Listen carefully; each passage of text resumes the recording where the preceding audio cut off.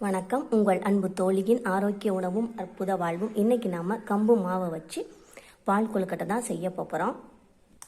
அதுக்கு முதல்ல என்ன தேவையோ அதெல்லாம் ரெடி பண்ணிக்கலாம். அதுக்கு ஃபஸ்ட்டு ஒரு மூடி தேங்காயை துருவி எடுத்து 1 டம்ளர் பால் புளிஞ்சி எடுத்திருக்கேன்.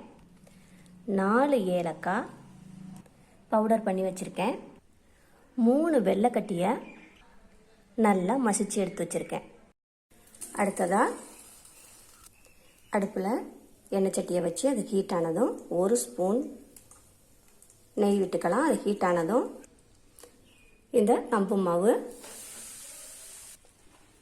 2 கப்பு போட்டுக்கலாம். இதை நாம் சிம்மில் வச்சு கருக்கிடாமல் லைட்டாக வதக்கி எடுத்துக்கலாம். நல்லா வதக்காச்சு. இப்போ ஸ்டவ் ஆஃப் பண்ணிக்கலாம். கொஞ்ச நேரம் இதை ஆறட்டும். மாவு உருண்டை பிடிச்சிக்கிட்டு வர்றது வரைக்கும் இப்போ நாம் அதுக்குள்ளார என்ன செய்யலாம்னா 1 லிட்டர் தண்ணி ஊற்றி கொதிக்க வச்சிடலாம். இதில் 1 டீஸ்பூன் கல் உப்பு போட்டுக்கலாம். இப்போ இந்த மாவில் லைட்டாக தண்ணியை தெளித்து விட்டு உருண்டை பிடிக்கிற அளவுக்கு பிசைஞ்சு வச்சுக்கலாம். நல்லா உருண்டை பிடிக்கிற அளவுக்கு பிசைஞ்சாச்சு. கொஞ்சம் கொஞ்சமாக மாவை எடுத்து இப்படி சின்ன சின்ன உருண்டையாக எடுத்து இப்படி வச்சிட வேண்டியதான். இதே மாதிரி எல்லாத்தையும் செய்யலாம்.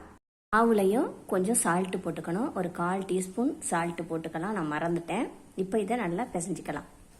இனி நாம் உருட்டிக்கலாம். தண்ணி நல்லா கொதிச்சிருச்சு. இப்போ நாம் உருட்டி வச்ச உருண்டையெல்லாம் இதில் போட்டுடலாம்.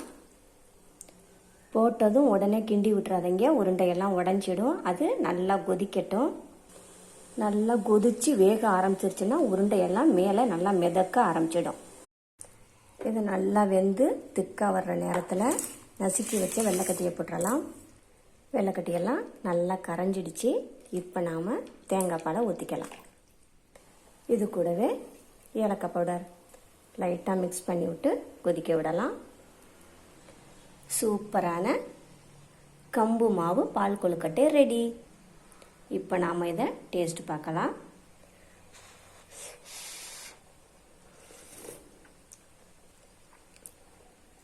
சூப்பராக இருக்குது. அந்த நெய் வாசனை, தேங்காய் பால் வாசனை எல்லாமே செம்ம டேஸ்டியாக சூப்பராக இருக்குது.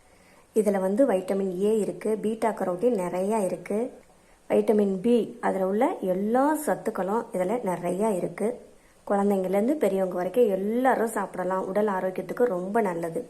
இந்த வீடியோ உங்களுக்கு பிடித்திருந்தால் லைக் பண்ணுங்கள், ஷேர் பண்ணுங்கள், சப்ஸ்கிரைப் பண்ணுங்கள். மறக்காமல் பக்கத்தில் உள்ள பெல் ஐக்கானை கிளிக் பண்ணுங்கள். தேங்க்யூ.